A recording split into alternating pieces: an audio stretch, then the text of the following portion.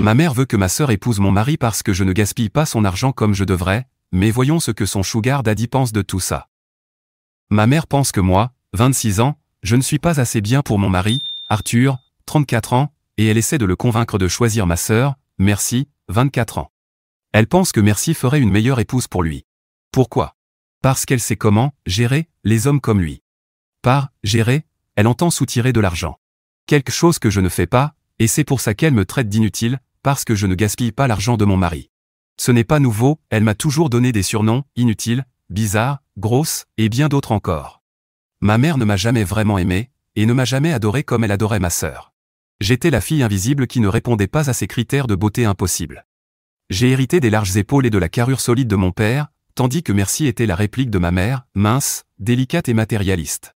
Très vite, ma sœur s'est jointe à elle pour se moquer de moi. Mon père était le seul à me défendre, à me considérer comme sa fille.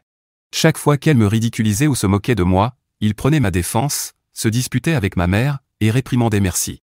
Malheureusement, il est mort dans un accident quand j'avais seulement 13 ans. Ce fut la perte de mon père, mais aussi de mon ami et plus grand soutien. Ma mère a alors eu les mains libres pour augmenter sa cruauté. Elle m'a même tenu responsable de sa mort, disant qu'il avait quitté la maison en colère après une horrible dispute avec elle, au moment où elle m'obligeait à me priver de nourriture pour maigrir. À l'enterrement de mon père, ma mère ne m'a même pas prise dans ses bras. Ce jour-là, je me suis sentie orpheline. Après ça, elle m'a clairement fait comprendre qu'elle ne pouvait pas me nourrir gratuitement, alors j'ai dû faire toutes les tâches ménagères pendant qu'elle travaillait 2 emplois pour nous nourrir. J'ai compris, je devais assumer mes responsabilités, mais qu'en était-il de Merci? Elle avait 11 ans et était parfaitement capable de laver sa vaisselle.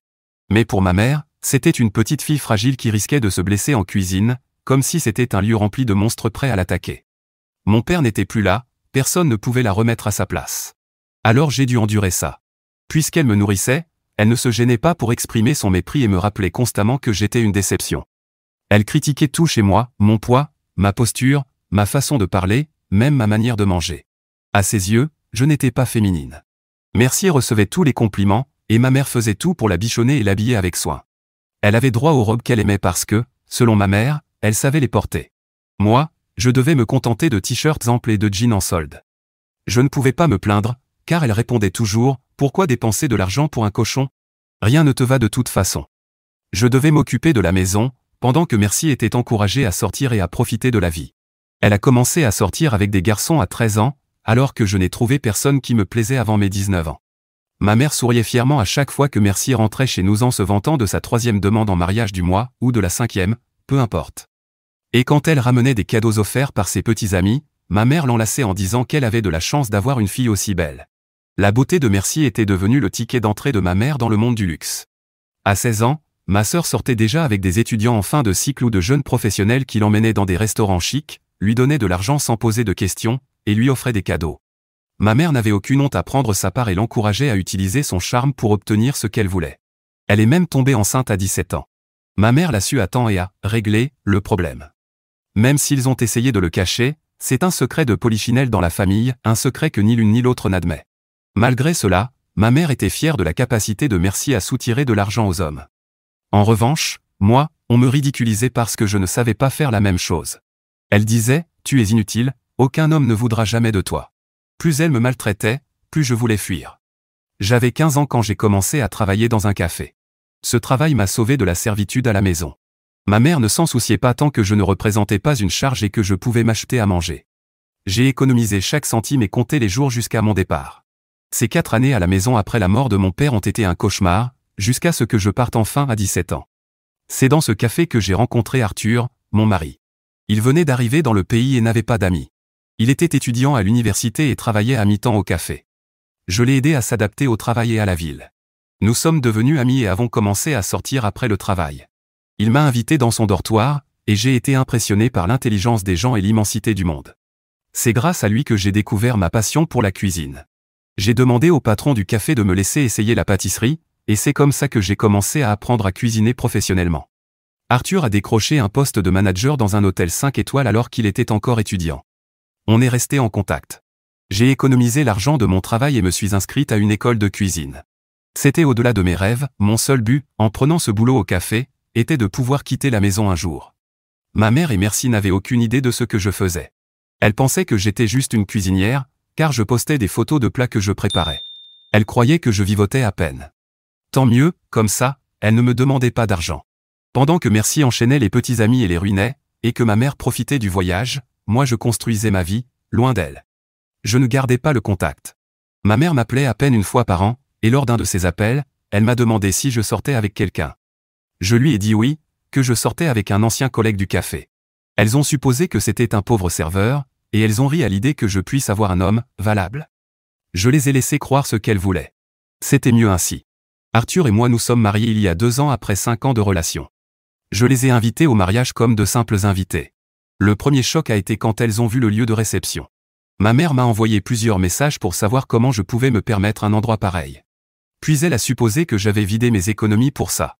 Elle a écrit « On dirait que tu es tellement heureuse d'avoir enfin trouvé un gars prêt à dire oui que tu pètes un câble sur le mariage. » Je n'ai rien répondu, car cela rendait leur surprise encore plus délicieuse quand elles ont vu Arthur et sa famille. Arthur est anglais, et sa famille est aisée, quelque chose que je n'ai découvert qu'après plusieurs années de relation. La mâchoire de ma mère est tombée et ses yeux se sont illuminés comme si elle avait gagné au loto, tandis que Merci est restée boudeuse tout le long.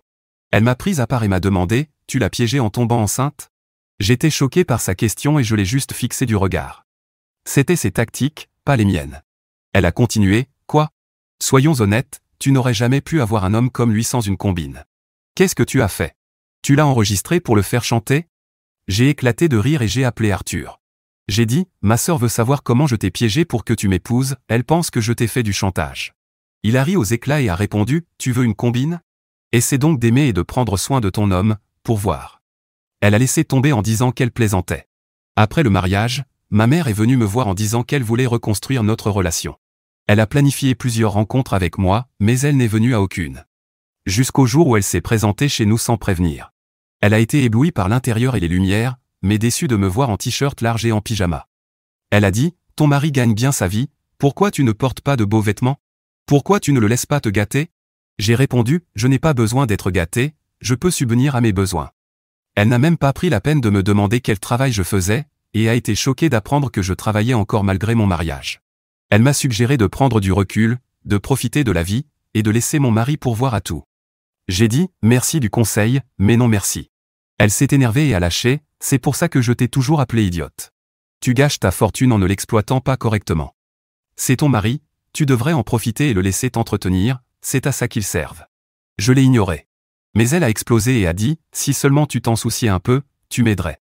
Mais non, tu penses juste à ta stupide fierté. » Elle a essayé de me manipuler pour que je prenne de l'argent à mon mari et que je lui en donne une partie. J'ai répondu fermement « Je ne suis pas merci, ne t'attends pas à ça de moi. » Elle est partie en hurlant « Tu ne mérites pas d'être la femme d'Arthur. Ma fille ferait une meilleure épouse pour lui. » Depuis, elle est devenue encore plus amère. Au début, je pensais que ce n'était que ses habituelles bêtises, mais maintenant, je sens que ça va plus loin. Il y a un mois, Merci s'est pointée au bureau d'Arthur en fin d'après-midi, juste quand il allait partir. Elle a prétexté qu'elle avait crevé un pneu près de son lieu de travail et qu'elle avait besoin d'un trajet. Il lui a dit qu'il travaillait tard. Elle a insisté, disant qu'elle pouvait attendre. Elle portait une robe fendue jusqu'à la cuisse avec un décolleté profond, comme si elle venait de sortir d'un bar. Il lui a commandé un Uber et lui a dit « Ta voiture est là. » Elle l'a fixé du regard, et quand il a ajouté « T'en fais pas, c'est déjà payé », elle est partie sans un mot. Après son départ, il m'a immédiatement appelé pour tout me raconter. C'était drôle, mais aussi inquiétant. Je veux dire, ce n'est pas normal que ta propre sœur tourne autour de ton mari, non? On ne sait jamais. Et ce n'est pas tout. La semaine dernière, mon cousin s'est marié. Arthur et moi étions invités. Merci est arrivée dans une tenue extrêmement inappropriée, révélant la moitié de son corps. Elle a ouvertement dragué Arthur dès que j'avais le dos tourné et l'a même invité à danser. Bien qu'il l'ait fermement repoussé, pour moi c'était trop, et je n'allais pas laisser passer ça. Je l'ai prise à part et je lui ai dit clairement ce que je pensais. Elle a ri et m'a traité d'insécure. Elle a dit « T'as vu les mecs que j'ai refusés. Bien meilleurs que ton mari. Pourquoi je m'intéresserais à un homme déjà utilisé ?» J'ai répondu « Si t'as refusé mieux, je ne vois pas ce que tu fais ici à perdre ton temps avec quelqu'un qui, clairement, ne veut rien de toi. » Ma mère s'est jointe à elle pour se moquer de moi, disant que j'étais folle et que j'avais une trop haute opinion de moi-même. Puis, sur un ton moqueur, elle a dit « Ce serait mieux si Merci était sa femme. Au moins, elle m'aiderait financièrement, elle. Pas comme toi, qui te fiche de ta propre mère. » Plus tard, j'ai raconté tout ça à Arthur, et il a simplement ri. Le fait est que je fais confiance à mon mari, vraiment. Il sait parfaitement qu'elles essaient juste de manipuler et de jouer des jeux, et il ne veut rien avoir à faire avec ça. Il trouve ma mère et Merci essayurantes. Il rit de leur désespoir et me rassure qu'elles n'ont aucun pouvoir sur notre couple. Mais je ne veux pas être naïve et les laisser empoisonner ce que j'ai construit. Je veux faire quelque chose pour les éloigner définitivement. Je suis déjà en coupure totale avec elles. Sauf pour quelques réunions familiales occasionnelles, on ne se voit pratiquement pas. Que puis-je faire d'autre pour les tenir à leur place? Je cherche des solutions légales, évidemment. Je ne veux pas de suggestions du genre endroit où les gens disparaissent et ne sont jamais retrouvés. Tentant, mais aussi complètement illégal. Mise à jour 1. J'ai reçu beaucoup de suggestions illégales, et certaines dans une zone grise. Je les ai prises comme des blagues, c'est pour ça que j'ai ri. Mais certaines étaient étrangement détaillées, comme si quelqu'un y avait vraiment réfléchi sérieusement. Bref, voilà ce que j'ai fait. Le comportement narcissique de Merci atteignait un nouveau sommet. Elle a créé de faux profils juste pour harceler Arthur. Elle lui a même envoyé des photos nues, sans montrer son visage, mais avec son tatouage au cou bien visible. Nous avons signalé tous les profils sur la plateforme. Puis je l'ai appelée pour l'affronter et lui dire quelques vérités. Elle a tout nié, disant que mon homme devait avoir beaucoup d'admiratrices. Elle m'a traité de folle pour l'accuser. J'ai répondu, bien sûr, et quelle coïncidence que toutes ces femmes aient exactement le même tatouage que toi, hein. Elle a prétexté que c'était peut-être son ex-petite amie qui avait fait ça pour se venger en causant des problèmes dans la famille. Ces excuses étaient ridicules. Je savais que c'était elle, et je devais agir. L'anniversaire d'Arthur approchait, ses 35 ans. J'ai décidé qu'il était temps de mettre fin à sa poursuite honteuse de mon mari. Si elle voulait jouer sale, j'allais l'inviter directement dans la boue pour qu'elle s'y roule comme le cochon qu'elle est. J'ai organisé une grande fête d'anniversaire, avec les deux familles, des amis proches, et bien sûr, le copain de ma mère, son sugar daddy. C'est un homme d'une 60aine d'années qui la couvre de cadeaux coûteux depuis qu'ils sont ensemble, équipé aussi d'autres choses pour elle. Vous savez, un homme qui la soutient financièrement. Ce qu'il ne savait pas, c'est qu'il n'était que le dernier distributeur automatique. Ne soyez pas surpris que ma mère soit encore sur le marché. Elle a 55 ans mais ne fait pas plus de 40. Elle prend soin de son apparence aux frais de son copain, tout ça pour séduire ses autres petits amis moins officiels. La fête était magnifique et tout était si beau qu'à la dernière minute, j'ai presque eu des remords. Surtout pour les parents et la famille d'Arthur, qui avaient pris l'avion depuis l'étranger. Mais je devais le faire, pour mon couple et notre bonheur. Comme prévu, Merci est arrivé dans une tenue qui ne laissait presque rien à l'imagination. C'était pratiquement la même chose que les photos qu'elle avait envoyées à mon mari. J'avais invité tout le monde avec un +1, mais Merci est venue seule, sous-entendant qu'elle était célibataire. Seul moi savais que cette femme n'était jamais vraiment seule. À tout moment, elle avait au moins 4 hommes à ses pieds. Elle est entrée pour faire un câlin à Arthur et lui souhaiter un joyeux anniversaire. Son parfum était si fort qu'on aurait pu le sentir depuis mars. Pendant le dîner, elle a renversé de l'eau sur sa robe, la rendant encore plus transparente. Elle voulait attirer l'attention, et elle l'a eu. Mais pas de la part d'Arthur. De la part de tout le monde, et pas dans le bon sens. Les gens la fixaient à cause de sa maladresse.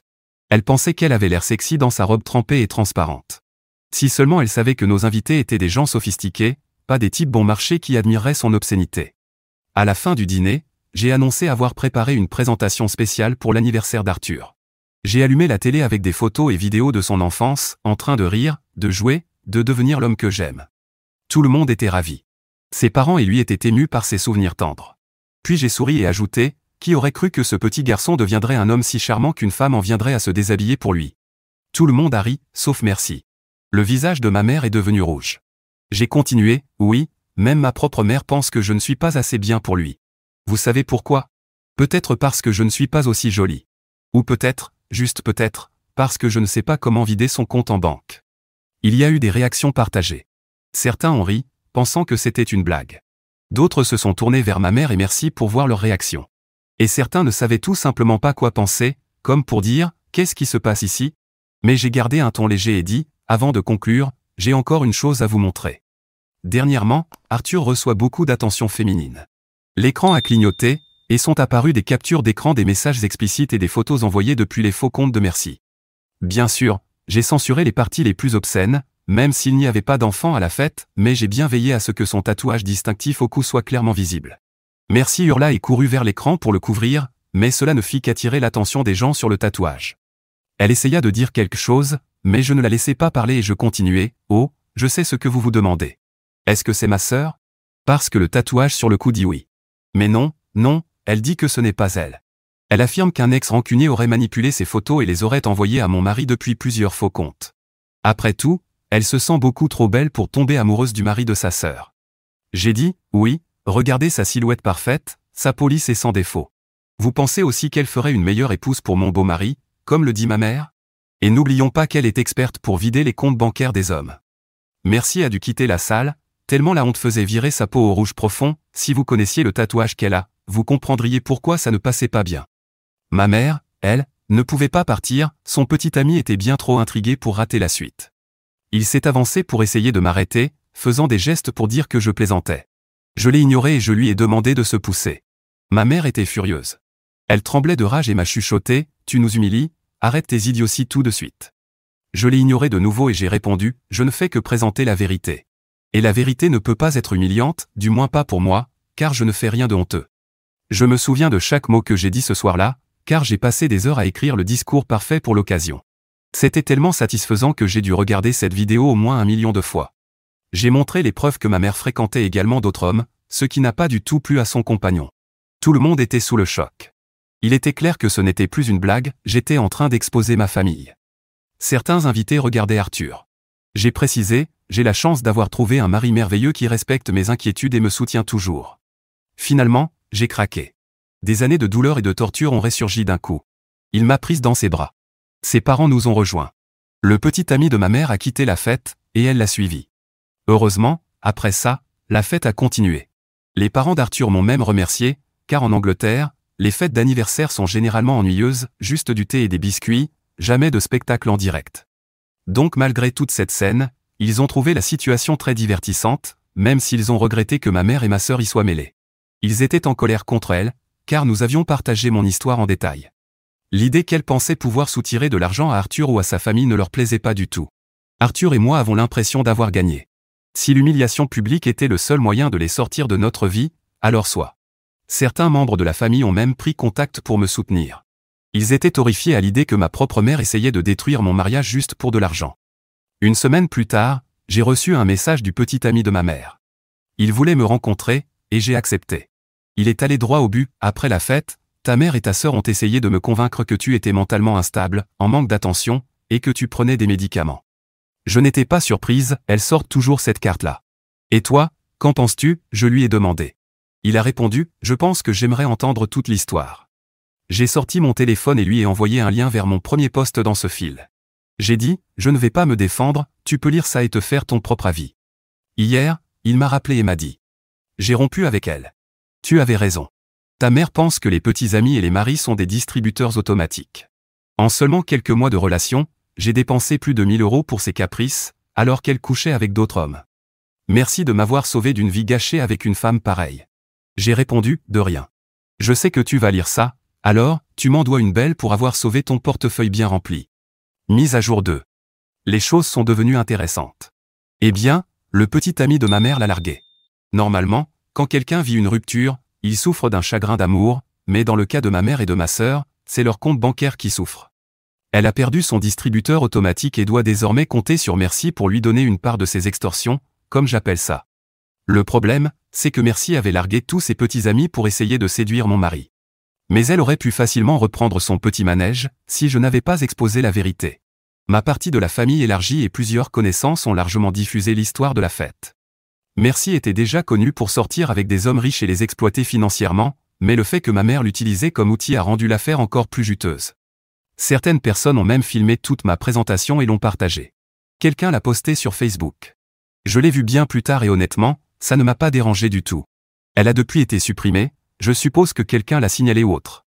Ma mère et Merci, tout ça s'est très mal passé pour elle. Ma mère est venue chez moi en hurlant, me maudissant d'avoir ruiné sa réputation. J'avais du mal à y croire, car je ne pense même pas qu'elles avaient une réputation à ruiner, du moins pas une bonne. Mon mari était à la maison et lui a dit d'aller en enfer, sans même utiliser un seul mot vulgaire. Il lui a dit tout ce qu'elle avait besoin d'entendre. Il l'a même menacé d'appeler la police si elle remettait les pieds chez nous. Depuis, nous vivons une vie tranquille, débarrassés de ces deux femmes. J'espère que cette paix durera. Mise à jour 3. Vous voulez des nouvelles de ma mère là, je suis là? C'est comme ça que vous l'appelez dans les commentaires, non? Eh bien, voilà. Mon sugar beau-père, l'homme qui couvrait certaines dépenses de ma mère, est plutôt en colère, si on peut dire ça comme ça, à propos de ce qu'elle lui a fait. Elle lui demandait de l'argent pour changer les meubles chez elle, le forçait à l'emmener dans des restaurants chers chaque semaine, et en plus de ça, elle n'était même pas fidèle. Donc il est compréhensible qu'il ait un certain ressentiment envers elle. C'est pourquoi il m'a appelé pour me demander si j'avais des preuves que ma mère proposait sa propre fille à des hommes plus âgés en échange de cadeaux, car quand je lui ai raconté l'histoire, je lui ai tout dit. Et devinez quoi? J'avais des preuves. Pas seulement des cadeaux reçus par Merci, mais aussi de ceux donnés à ma mère, car Merci disait à ses prétendants qu'il devait plaire à sa belle-mère s'il voulait rester en bons termes. Une partie du harcèlement que j'ai subi consistait à me jeter ces exploits au visage, si on peut appeler ça des exploits, en m'envoyant des photos des cadeaux et des messages détaillant tout. Donc, même si j'ai dû fouiller dans beaucoup de messages, j'ai trouvé suffisamment de preuves et je les ai envoyées à cet homme. J'ai également accepté de témoigner devant la justice. Un homme de son âge et avec assez d'argent pour entretenir ma mère avait évidemment des contacts. Et effectivement, il connaissait quelqu'un au parquet. Une enquête sur ma mère a donc été ouverte rapidement, du moins, plus vite que la moyenne habituelle des procédures légales et administratives. La seule raison pour laquelle l'enquête a avancé aussi vite, c'est qu'il a été prouvé que ma mère proposait sa propre fille. C'est incroyable ce qu'un homme riche, en colère et bien connecté peut accomplir en si peu de temps. Lors du procès, il a été confirmé que ma mère aidait Merci à trouver ces hommes. Et même s'il n'y avait pas d'échange direct d'argent contre des relations sexuelles, il y avait bel et bien des cadeaux. Dans quelques cas, ces hommes ont aussi donné de l'argent à Merci pour diverses raisons. Ce n'était pas un cas de proxénétisme à proprement parler, mais c'était quand même suffisamment grave pour que ma mère soit condamnée à 5 ans de prison. J'ai témoigné sur ce qui se passait à la maison, sur la façon dont ma mère me traitait et comment elle traitait Merci. J'ai également validé les messages reçus de ma sœur qui montraient tout ce qu'elle faisait. Merci a pleuré et a supplié qu'on ne prenne pas sa mère après l'annonce du verdict, pendant que ma mère lui hurlait de se taire parce que ses propres messages les avaient mises dans cette situation. Après ça, Merci a essayé de rejeter toute la faute sur notre mère, mais on lui a dit de se taire. Elle a ensuite essayé de nous pousser, mais un officier de justice était présent, et elle a été arrêtée pour outrage à magistrat. Elle a passé 24 heures en prison. Cette nuit-là, nous avons dormi paisiblement, sachant qu'au moins pour 24 heures, nous étions débarrassés des deux. Cela dit, nous avons demandé une ordonnance d'éloignement contre Merci. Cependant, depuis 2 semaines, nous n'en avons pas eu besoin. Elle doit être occupée à essayer de couvrir les dépenses de la maison de ma mère, car, si on considère travailler comme soutirer de l'argent aux hommes, eh bien, elle est au chômage. Je pense faire une pause dans tout ça, dans les publications. Ce sera donc la dernière. La seule raison pour laquelle je reviendrai, ce serait si ma mère sortait de prison et décidait de rejoindre un gang de motards. Mais ça, c'est dans 5 ans. Et qui sait où en sera ma vie d'ici là?